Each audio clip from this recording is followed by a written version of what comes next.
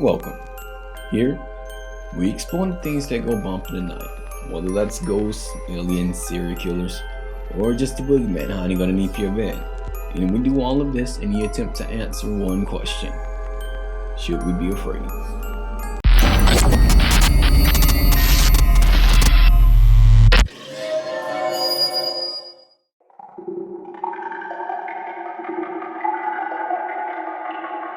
Alfred Packer, also known as the Cannibal of Colorado. Alfred would inspire the movie Ravenous. His story would begin in 1873 when he joined 5 other men to explore the San Juan Mountains of Colorado. This group would include Frank Miller, James Humphrey, Israel Swan, George Noon, and Shannon Bell. During their explorations, the men would become trapped due to the harsh winter conditions.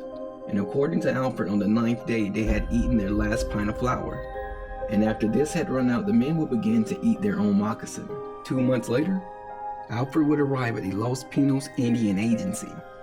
He would originally claim he was separated from the group. However, people would question his story.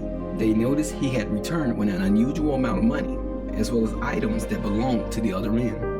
Alfred would eventually change his story. He would speak of him and another man consuming the flesh of the 4 other men only after they were already deceased.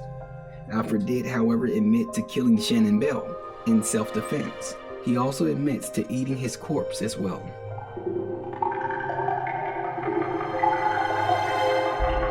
Ed Gein, also known as the Butcher of Plainfield. His crimes would inspire the horror legend Leatherface. It's said that Ed grew up in a strict household, with a mother that dominated and controlled every aspect of his life. In 1915, Gein's mother Augusta and father George would move the family to a farm outside of Plainfield, Wisconsin. And in 1940, Gein's father would pass away. This would force Ed and his brother to begin doing many jobs to support the family. It is during burning brush, the flames would burn out of control, supposedly leaving Henry dead. Gein would become more and more obsessed with his mother, never leaving the home or even dating. This was until 1945 when Gein's mother would pass away. Gein's mental health would begin to deteriorate, and due to his withdrawn personality, the town would become suspicious of Gein. To the neighborhood kids, he would become somewhat of a boogeyman, and in 1957, their suspicions would be fortified. Bernie's warden would be reported missing from her store. The cash register was also missing, and a trail of blood was found leading out of the back door. Police would apprehend Gein at a neighbor's home and send officers to Gein's residence. Upon entering, police came face to face with the gruesome scene of Bernie's warden's headless body split open and gutted and hanging from the ceiling. Further exploration of the home would yield more horrifying discoveries, such as human organs in jars and skulls that were being used as soup bowls. Ed Gein would confess to the murder of Hogan and Warden. He would also admit to digging up numerous corpses to cut off their body parts to practice necrophilia. He spoke of using their skin to fashion masks and suits to wear around his home. And in 1968, Gein would be found guilty for Warden's murder. However, he was deemed insane at the time, therefore he was committed to a mental institution. And on July 26, 1984, Gein would die of cancer and respiratory illnesses.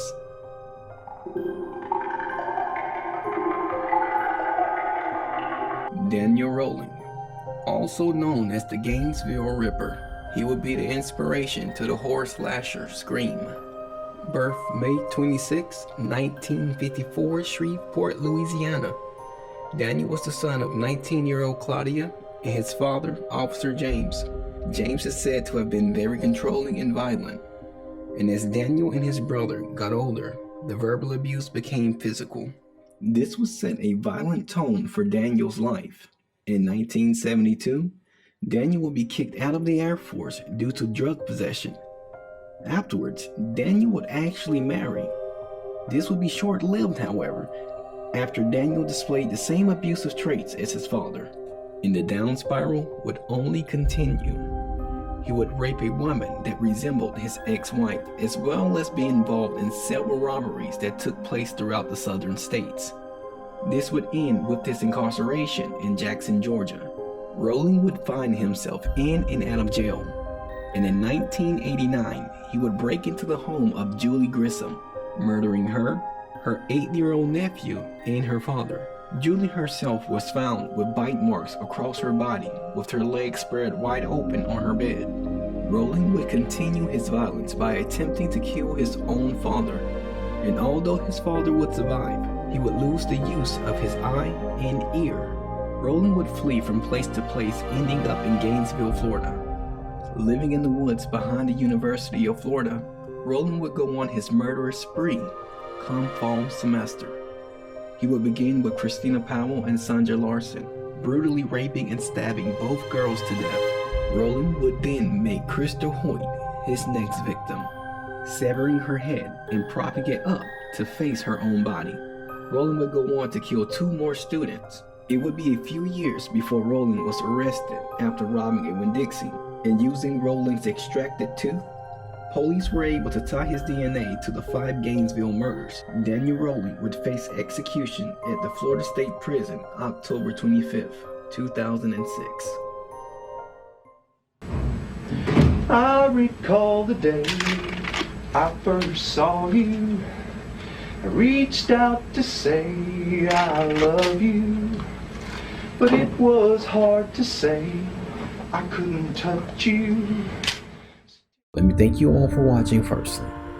And if you did enjoy this, please consider liking, sharing, and subscribing. And if you do have any stories, feel free to share them in the comment section below.